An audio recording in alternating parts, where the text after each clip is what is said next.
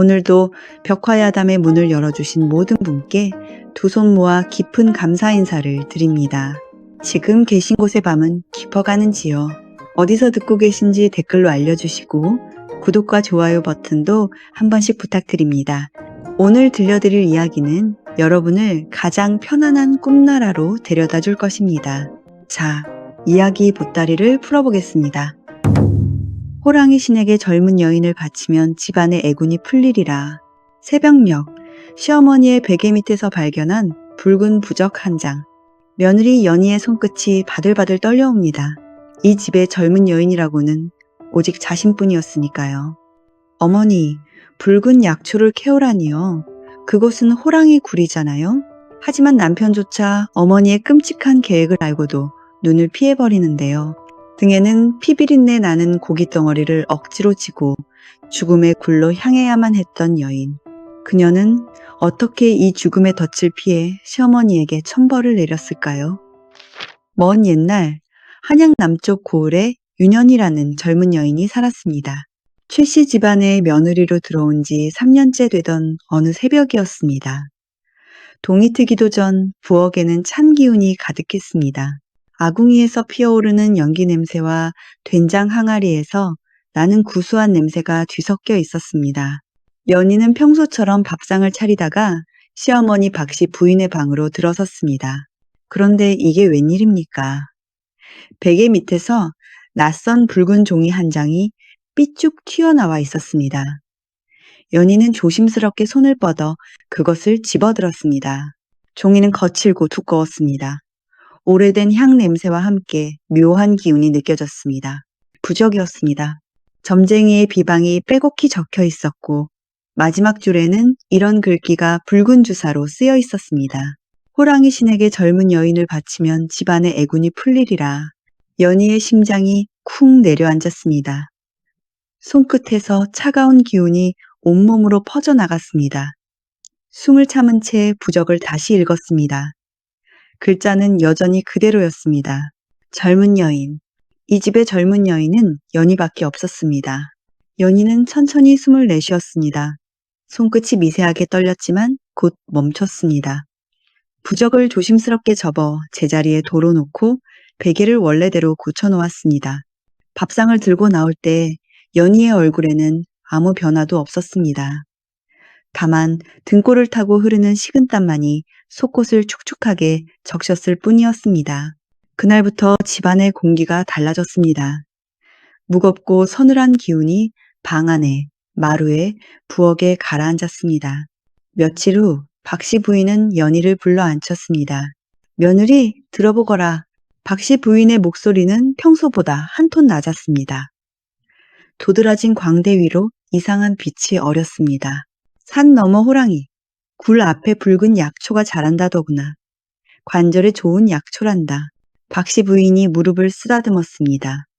하지만 그 손놀림은 어딘가 부자연스러웠습니다.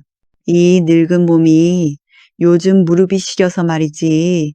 네가 좀 캐다 주면 얼마나 고맙겠느냐. 말투는 자상했습니다.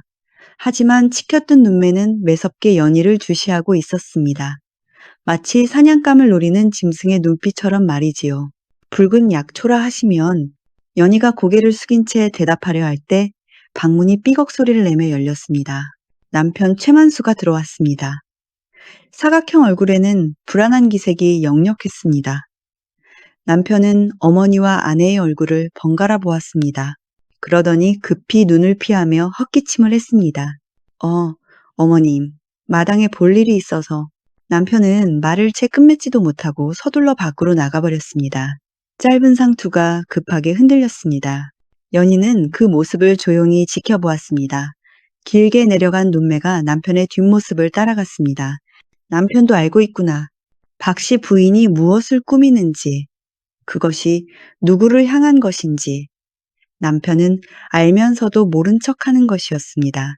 연희는 다시 시어머니를 향해 고개를 숙였습니다. 입가에는 아무런 표정도 없었습니다. 이튿날 아침, 연희는 물동이를 이고 우물가로 향했습니다. 새벽 공기는 차가웠습니다. 물 한 개가 마을을 뒤덮고 있었고 멀리서 다구는 소리가 들려왔습니다. 연희의 발걸음에 맞춰 집신이 흙길을 밟는 소리만이 고요함을 깼습니다. 우물가에서 장노파를 만났습니다. 장노파는 긴 얼굴에 내려간 눈매가 특징이었습니다. 헝클어진 백발을 산발로 늘어뜨린 채 우물난간에 앉아 무언가를 중얼거리고 있었습니다. 윤씨댁 며느리 아니냐? 장노파가 고개를 들었습니다. 주름진 얼굴에서 탁한 눈동자가 연희를 똑바로 보았습니다. 예, 어르신. 요즘 산길 조심해야 한다던데? 장노파가 무심한 듯 말을 던졌습니다. 하지만 그 목소리에는 묘한 무게가 실려 있었습니다. 산신령이 올해는 사람 재물을 원한다더라. 마을 사람들이 모두 산에 가지 말라고 야단이지. 그 말이 끝나기 무섭게 찬바람이 불어왔습니다. 연희의 목덜미를 스치고 지나가는 바람은 칼날처럼 차가웠습니다. 장노파는 툭 던지듯 말을 끝내고는 물동이를 들고 일어났습니다. 연희를 한 번 더 훑어보더니 천천히 걸어갔습니다. 절뚝거리는 걸음걸이에서 마른 나무가지 부러지는 소리가 났습니다. 연희는 그 자리에 그대로 서 있었습니다. 우물물이 철썩이는 소리, 멀리서 까마귀 우는 소리, 바람에 흔들리는 나뭇가지 소리만이 들렸습니다. 그 말이 자신을 향한 것임을 연희는 알았습니다. 차가운 새벽 공기가 폐 깊숙이 스며들었습니다. 손끝이 시렸지만 연희는 천천히 물동이에 물을 길었습니다. 두레박을 내리고 물을 끌어올리는 동작은 평소와 다름없이 차분했습니다. 하지만 물동이를 들어 머리에 이는 순간 연희의 턱끝이 미세하게 떨렸습니다. 그날 오후 박씨 부인의 지시대로 연희는 산으로 향했습니다. 산길은 험했습니다. 가을 낙엽이 무릎까지 쌓여 발을 디딜 때마다 푹푹 빠져들었습니다. 썩은 낙엽에서는 퀴퀴한 냄새가 피어올랐고 나무 사이로 스며드는 바람은 을씨년스러웠습니다. 연희는 치맛자락을 걷어올리며 한 걸음 한 걸음 오르막을 올랐습니다. 숲은 점점 깊어졌습니다. 나무들이 하늘을 가려 햇빛이 제대로 들지 않았습니다. 어둠 속에서 무언가가 바스락거리는 소리가 들렸습니다. 연희는 멈춰섰습니다. 귀를 기울였지만 이내 고요해졌습니다. 다시 걷기 시작했습니다. 가시덤불이 옷자락을 핥히고 축축한 이끼가 발밑에서 미끄러졌습니다. 나뭇가지가 얼굴을 스쳤습니다. 마치 살아있는 손가락이 뺨을 더듬는 듯 했습니다. 한참을 올라 굴 근처에 도착했습니다. 그곳의 공기는 달랐습니다. 무겁고 눅눅했으며 무언가 썩은 냄새가 코를 찔렀습니다. 죽은 짐승의 냄새였습니다. 연희는 천천히 주변을 살폈습니다. 땅바닥에는 커다란 발자국이 선명하게 찍혀 있었습니다. 사람 손바닥보다 큰 발자국이었고 날카로운 발톱 자국도 함께 보였습니다. 덤불 사이로 누린내가 진동했습니다. 털이 묻은 나무 껍질, 긁힌 자국, 그리고 희끗희끗한 뼈 조각들이 흩어져 있었습니다. 박씨 부인이 말한 붉은 약초는 어디에도 없었습니다. 연희는 굴 입구를 바라보았습니다. 까만 구멍이 입을 벌린 채 기다리고 있었습니다. 그 안에서 차갑고 축축한 기운이 흘러나왔습니다. 귀를 기울이자 어둠 속에서 무언가가 숨을 쉬는 듯한 소리가 들렸습니다. 낮고 느린 호흡이었습니다. 시어머니가 거짓말을 했습니다. 붉은 약초 따위는 처음부터 없었던 것이지요. 이곳은 짐승의 굴이었고 사람을 잡아먹는 호랑이가 사는 곳이었습니다. 연희는 한 걸음 뒤로 물러섰습니다. 발밑에서 마른 나뭇가지가 툭 하고 부러졌습니다. 그 소리에 굴 안에서 뭔가 움직이는 기척이 느껴졌습니다. 연희는 더 이상 머뭇거리지 않았습니다. 몸을 돌려 산을 내려가기 시작했습니다. 발걸음은 느렸지만 흐트러짐이 없었습니다. 뒤를 돌아보지 않았습니다. 다만 등 뒤에서 무언가의 시선이 느껴지는 듯 했습니다. 해질 무렵 빈손으로 돌아온 연희를 본 박씨 부인의 얼굴이 일그러졌습니다. 이것이 무슨 꼴이냐? 박씨 부인이 마루에서 벌떡 일어났습니다. 쪽진 머리가 흔들렸고 도드라진 광대가 더욱 튀어나와 보였습니다. 내가 분명히 굴 앞에 있다 했거늘 네가 제대로 찾지 못한 것이지. 목소리가 날카로웠습니다. 하지만 그 안에는 초조함이 배어 있었습니다. 치켜뜬 눈매는 칼날처럼 매서웠고 손은 부들부들 떨리고 있었습니다. 그곳엔 약초가 없었습니다. 연희는 담담하게 대답했습니다. 고개를 숙인 채 시어머니의 발끝을 바라보았습니다. 거짓말을 하는구나. 네가 제대로 보지 않은 것이야. 박씨 부인이 한 걸음 다가섰습니다. 입에서 침이 튀었습니다. 내일은 내가 직접 데려가 가르쳐 주마.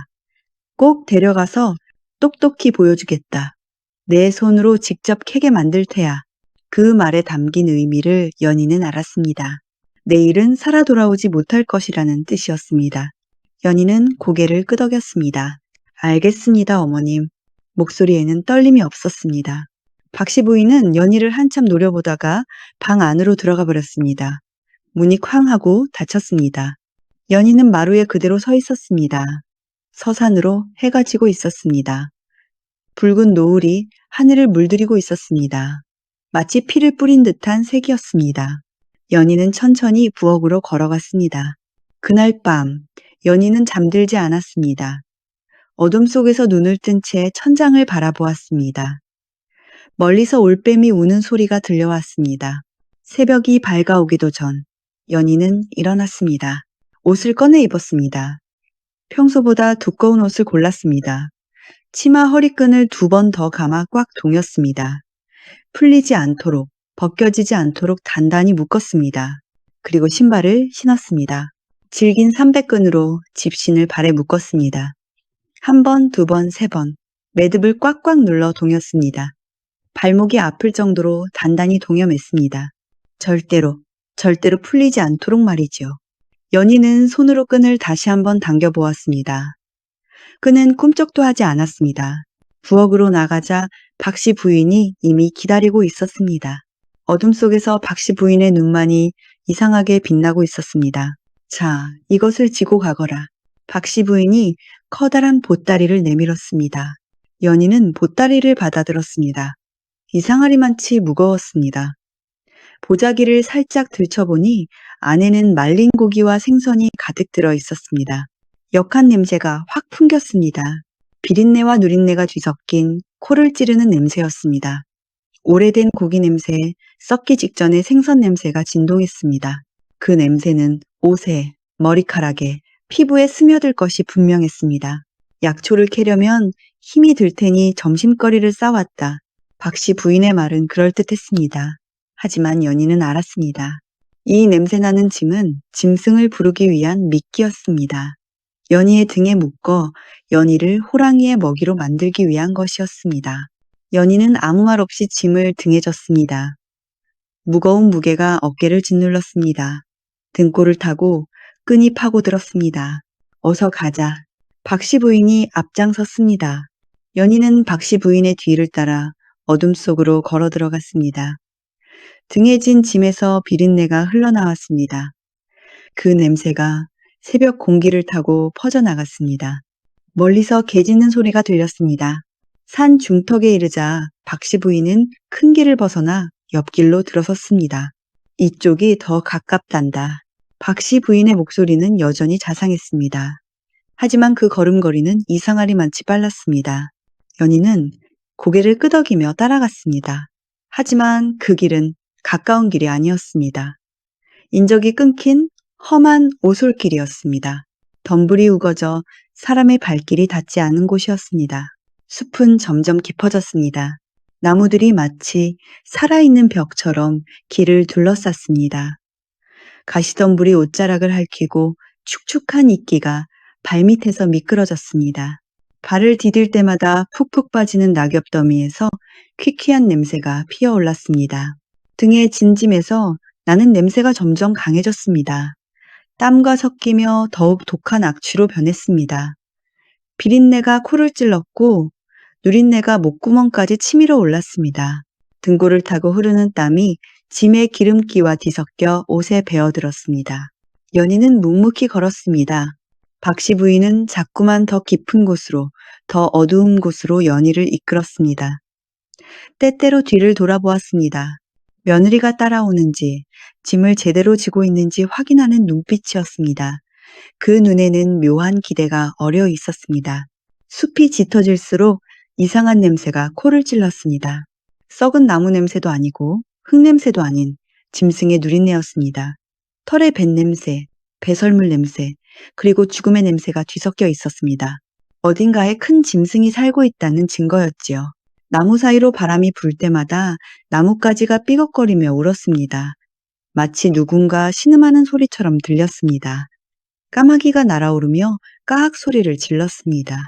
연희는 슬쩍 신발끈을 내려다 보았습니다. 끈은 여전히 단단했습니다. 풀리지 않았습니다. 박씨 부인은 몇 번이고 뒤를 돌아보며 연희가 따라오는지 확인했습니다. 그 입가에는 미세한 미소가 떠올라 있었습니다. 해가 중천에 이르렀을 때 드디어 호랑이 굴 앞에 도착했습니다. 굴 입구는 어제 연희가 본 것보다 훨씬 컸습니다. 까만 구멍이 마치 짐승의 입처럼 벌어져 있었고 그 안에서 서늘한 기운이 흘러나왔습니다. 굴 주변에는 뼈다귀가 흩어져 있었고 땅바닥은 짐승의 발톱 자국으로 뒤덮여 있었습니다. 자, 저 안쪽 깊숙한 곳에 붉은 약초가 있다. 네가 들어가서 케어 오너라. 박씨 부인이 연희의 등을 떠밀었습니다. 연희는 굴 입구 앞에 멈춰 섰습니다. 귀를 기울이자 어둠 속에서 낮은 그르렁 소리가 들려왔습니다. 무언가 살아 숨쉬는 것이 분명했습니다. 어서 들어가 보지 못하겠느냐? 박씨 부인의 목소리가 날카로워졌습니다. 그 목소리에는 초조함이 배어 있었습니다. 연희는 천천히 짐을 내려놓는 척했습니다. 그러곤 몸을 숙여 신발끈을 다시 한번 만졌습니다. 뭘 꾸물거리느냐? 어서. 박씨 부인이 다가왔습니다. 해가 중천에 이르렀을 때 드디어 호랑이 굴 앞에 도착했습니다. 굴 입구는 어제 연희가 본 것보다 훨씬 컸습니다. 까만 구멍이 마치 짐승의 입처럼 벌어져 있었고 그 안에서 서늘한 기운이 흘러나왔습니다. 굴 주변에는 희끗희끗한 뼈다귀가 흩어져 있었고 땅바닥은 짐승의 발톱 자국으로 뒤덮여 있었습니다. 자, 저 안쪽 깊숙한 곳에 붉은 약초가 있다. 박씨 부인의 목소리가 떨렸습니다. 초조함이 배어 있었습니다. 네가 들어가서 케어 오너라. 박씨 부인이 연희의 등을 떠밀었습니다. 하지만 연희는 움직이지 않았습니다. 연희는 굴 입구 앞에 멈춰 섰습니다. 천천히 짐을 내려놓는 척했습니다. 몸을 숙이며 신발끈을 만졌습니다. 귀를 기울이자 어둠 속에서 낮은 그르렁 소리가 들려왔습니다. 무언가 살아 숨쉬는 것이 분명했습니다. 거친 호흡 소리, 발톱으로 땅을 긁는 소리가 희미하게 울려왔습니다. 어서 들어가 보지 못하겠느냐? 박씨 부인의 목소리가 날카로워졌습니다. 뭘 꾸물거리느냐? 이것 싸. 박씨 부인이 다가왔습니다. 손을 뻗어 연희의 팔을 잡으려 했습니다. 바로 그 순간이었습니다. 연희는 신발끈을 매는 척하며 재빠르게 뒤로 두 걸음 물러섰습니다. 계란형 얼굴에는 여전히 아무 표정도 없었지만 길게 내려간 눈매는 차갑게 가라앉아 있었습니다. 박씨 부인은 균형을 잃었습니다. 연희를 잡으려던 손이 허공을 휘저었습니다. 이거사, 내가 직접 보여주마. 박씨 부인이 소리를 지르며 굴 입구 쪽으로 성큼 다가섰습니다. 치맛자락이 휘날렸고 집신이 땅을 세게 밟았습니다. 그 소리가 숲에 울려 퍼졌습니다. 그 말이 끝나기도 전에 굴한 어둠 속에서 무언가가 번개처럼 튀어나왔습니다. 검은 그림자였습니다. 바람보다 빠른 속도로 덮쳐왔습니다. 커다란 호랑이였습니다. 누런 털에 검은 줄무늬가 선명한 맹수가 박씨 부인의 목덜미를 향해 덮쳤습니다. 커다란 앞발이 먼저 박씨 부인의 어깨를 후려쳤습니다. 뼈가 부서지는 소리가 또렷하게 들렸습니다. 박씨 부인은 비명조차 제대로 지르지 못했습니다. 목구멍에서 신음소리만 새어나왔을 뿐이지요. 호랑이의 이빨이 목덜미를 물었습니다. 쪽진 머리가 흐트러지며 비녀가 땅에 떨어졌습니다. 호랑이는 박씨 부인을 물고 굴 안쪽으로 끌고 들어갔습니다. 박씨 부인의 발이 땅바닥을 긁으며 자국을 남겼습니다. 치마가 찢어지는 소리, 뼈가 부러지는 소리, 그리고 짐승의 거친 숨소리가 뒤섞였습니다. 연희는 큰 나무 뒤로 몸을 숨겼습니다. 눈 하나 깜빡이지 않고 그 광경을 지켜보았습니다. 고기 냄새 나는 짐은 굴 입구 바로 앞에 그대로 놓여 있었습니다. 숲속에서 뼈가 으스러지는 소리가 들렸습니다. 호랑이가 먹이를 씹는 소리였습니다. 연희는 나무 기둥을 붙잡은 채 숨을 죽였습니다. 심장이 요동쳤지만 몸은 미동도 하지 않았습니다. 박씨 부인의 비명이 숲을 울렸습니다. 으악! 살려주오. 며느리.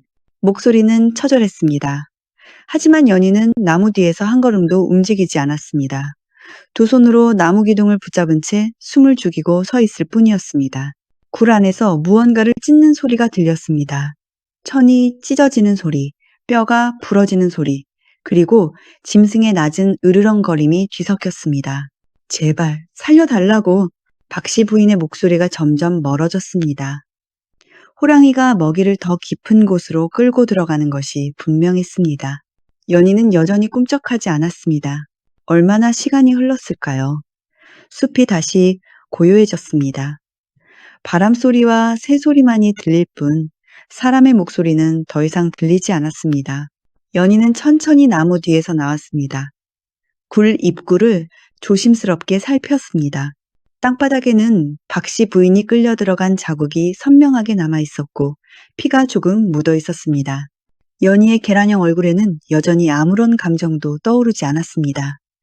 다만 길게 내려간 눈매가 굴 입구를 향해 있을 뿐이었습니다. 굴 안에서는 짐승이 고기를 뜯는 소리만 들려왔습니다. 숲이 다시 고요해졌습니다. 연희는 천천히 나무 뒤에서 나왔습니다. 굴 입구를 조심스럽게 살폈습니다. 땅바닥에는 박씨 부인이 끌려 들어간 자국이 선명하게 남아 있었고 피가 조금 묻어 있었습니다. 굴 안에서는 뼈를 씹는 소리가 계속 들렸습니다. 연희는 덤불 사이를 뒤졌습니다. 박씨 부인의 집신 한 짝이 떨어져 있었습니다. 호랑이에게 끌려갈 때 벗겨진 것이 분명했습니다. 연희는 그 집신을 주워들었습니다. 집신에는 흙과 나뭇잎이 묻어 있었고 끈이 절반쯤 끊어져 있었습니다. 피 냄새가 희미하게 났습니다. 잠시 집신을 내려다보던 연희는 천천히 굴 입구 쪽으로 걸어갔습니다. 고기 냄새 나는 집 옆, 굴 입구 중앙이 잘 보이는 곳에 집신을 가지런히 놓았습니다. 마치 박씨 부인이 스스로 신발을 벗고 굴 안으로 들어간 것처럼 말이지요. 연희는 다시 일어나 주변을 살폈습니다. 자신의 발자국, 흔적, 손댄 자국을 확인했습니다. 모든 것이 자연스러워 보였습니다. 연희의 계란형 얼굴에는 여전히 아무런 감정도 떠오르지 않았습니다. 다만 길게 내려간 눈매가 굴 입구를 향해 있을 뿐이었습니다. 그 눈빛은 고요했습니다. 서늘하게 가라앉은 물처럼 말이지요. 굴 안에서 뼈가 부서지는 소리가 한 번 더 울렸습니다. 연희는 입술을 꾹 다물고 몸을 돌렸습니다. 연희는 산을 내려갔습니다. 발걸음은 흐트러짐이 없었습니다. 올라올 때와 똑같은 속도로 똑같은 자세로 걸었습니다. 헐떡이지도 않았고 뛰지도 않았습니다. 가시나무가 치맛자락을 핥히었지만 신경 쓰지 않았습니다. 돌부리에 발이 걸렸지만 멈추지 않았습니다. 한 번도 뒤를 돌아보지 않았습니다. 산 아래로 내려올수록 햇빛이 밝아졌습니다. 나무 사이로 비치는 햇살이 연희의 뒤로 묶은 머리를 비췄습니다. 마을이 보이는 곳까지 왔을 때 연희는 잠시 멈춰섰습니다. 치마에 묻은 흙을 털고 머리를 다시 한번 매만졌습니다. 신발끈이 풀리지 않았는지 확인했습니다. 모든 것이 정돈되었습니다. 연희는 다시 걸음을 옮겼습니다. 마을로 들어서는 그 얼굴에는 여전히 아무 표정도 없었습니다. 해가 서산에 기울 무렵 연희가 혼자 집으로 돌아왔습니다. 마당에서 남편 최만수가 어슬렁거리고 있었습니다. 연희의 모습을 본 남편이 다급히 달려왔습니다. 어머님은 어디 계시오? 왜 혼자 돌아왔소? 남편의 목소리에는 불안이 배어 있었습니다.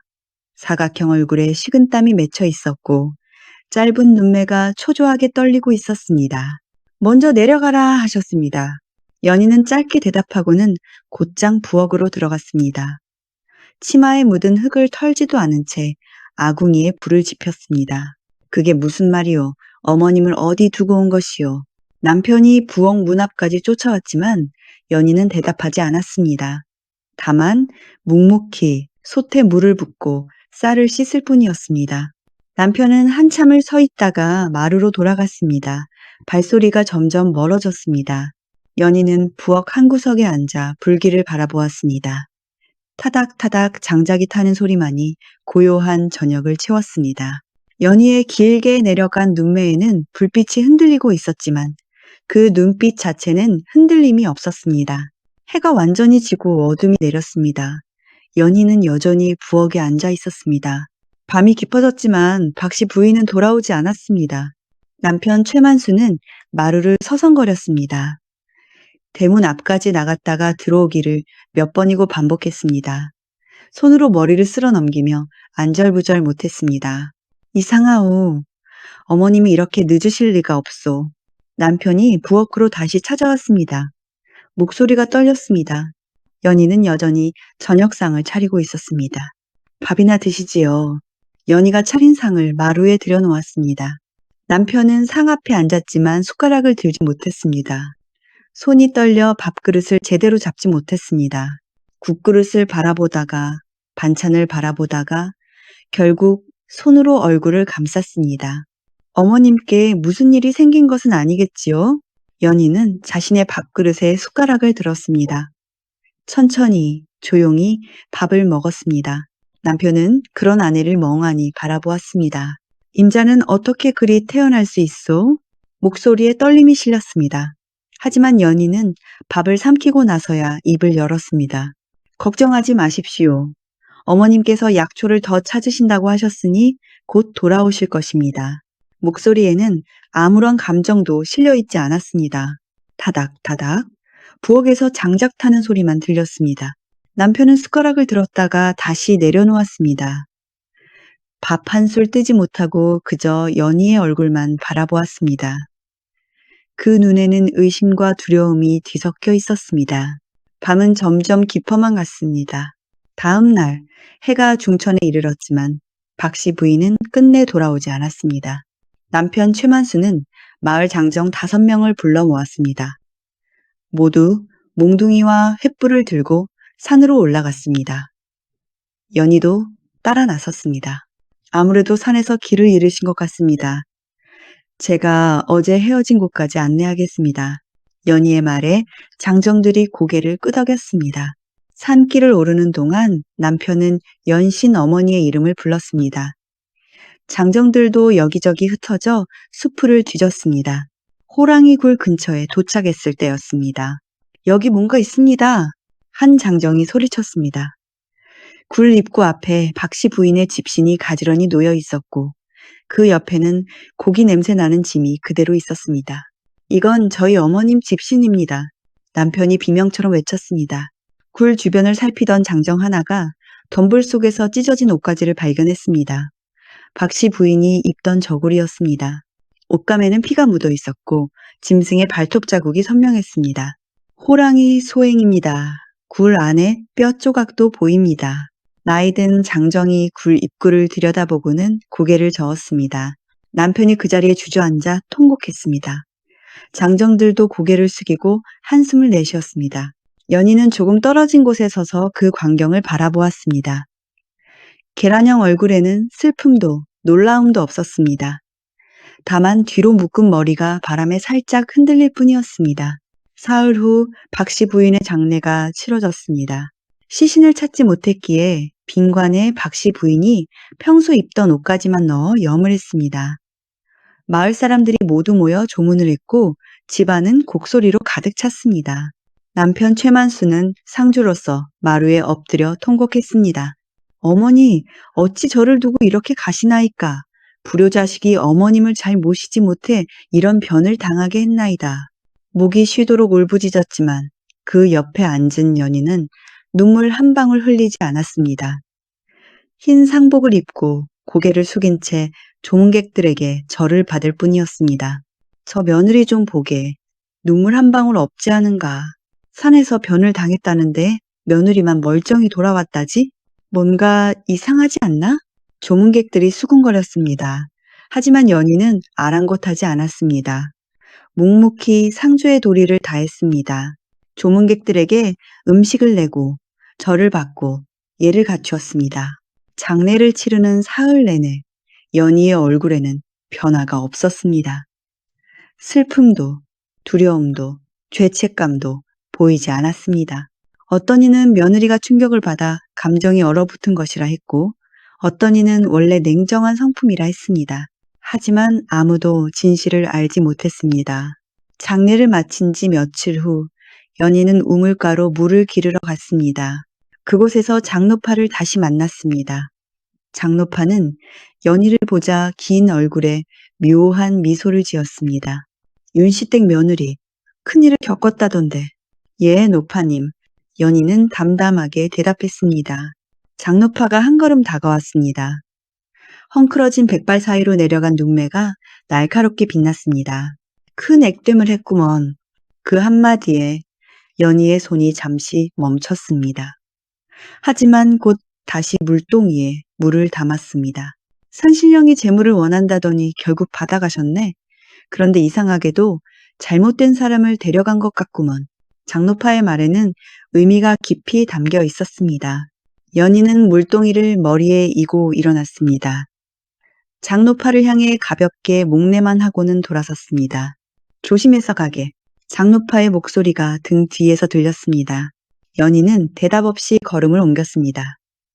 물동이가 머리 위에서 흔들렸지만 한 방울도 엎질러지지 않았습니다.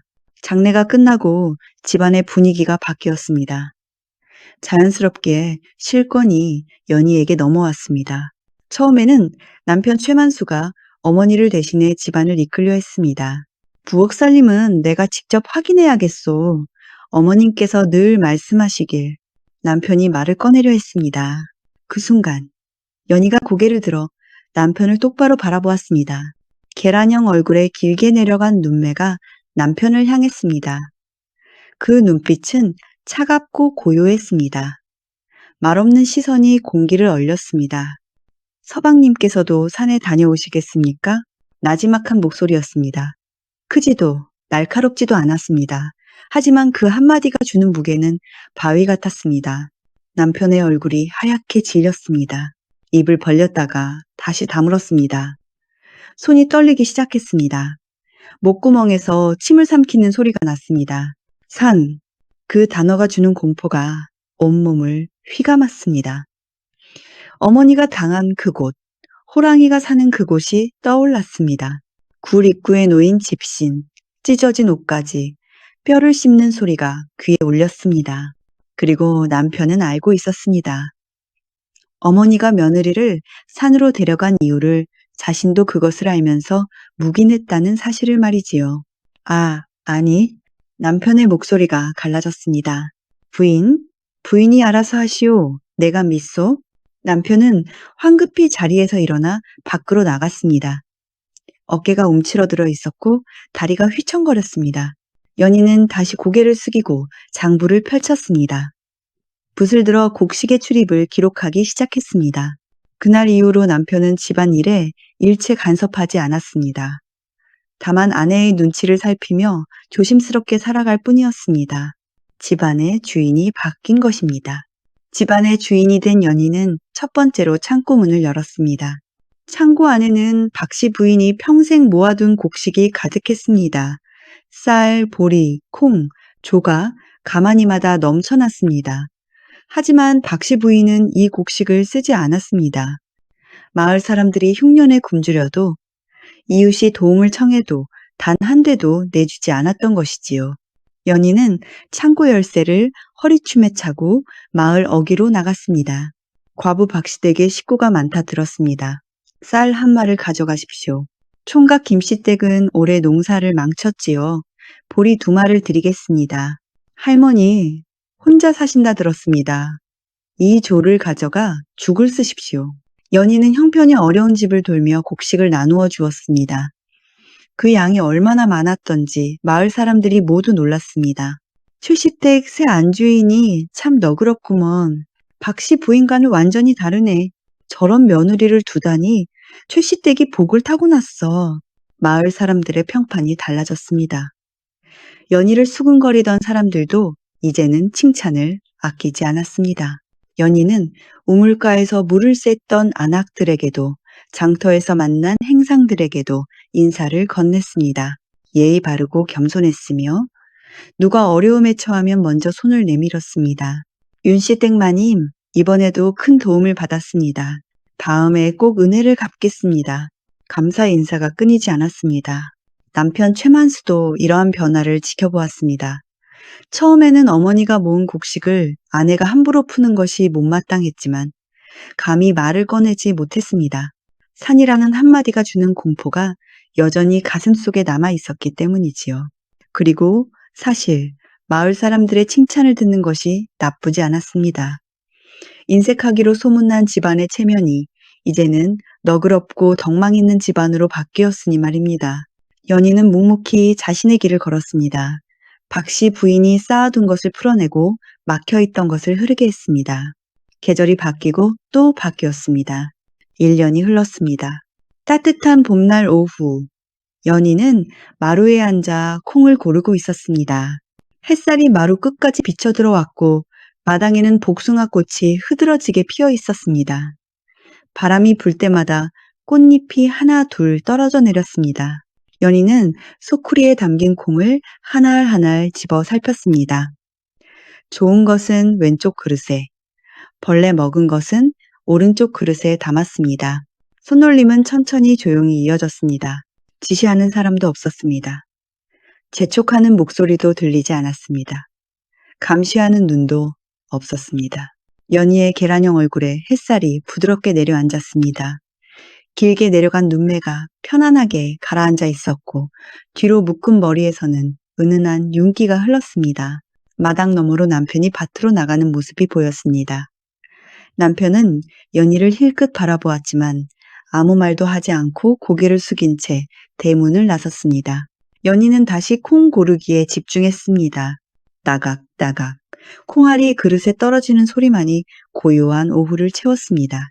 문득 연희의 입가에 옅은 미소가 스쳤습니다. 아주 짧은 순간이었지만 분명한 미소였습니다. 복숭아 꽃잎이 바람에 날려 마루 위로 떨어졌습니다. 연희는 그 꽃잎을 집어 들여다보았습니다. 분홍빛 꽃잎이 햇살에 반짝였습니다. 연희는 꽃잎을 살짝 불어 날려보냈습니다. 꽃잎이 바람을 타고 하늘로 올라갔습니다. 봄날은 평화로웠습니다. 옛말에 백절불굴이라는 말이 있습니다. 어떠한 난관에도 굽히지 않고 이겨나간다는 뜻이지요. 또한 스스로를 지키는 것이 때로는 가장 큰 용기라는 것을 이 이야기는 알려줍니다. 연희는 말하지 않았지만 행동으로 자신의 운명을 바꾸었습니다. 악기에는 침묵으로, 위기에는 지혜로 맞섰던 것이지요. 세상에는 때로 말보다 강한 것이 침묵이고 용기보다 강한 것이 인내임을 기억하시기 바랍니다. 다음 영상을 빠르게 만나보시려면 좋아요와 구독을 눌러주세요. 그럼 더 재미있는 영상으로 찾아뵙겠습니다. 모두 행복한 하루 보내세요.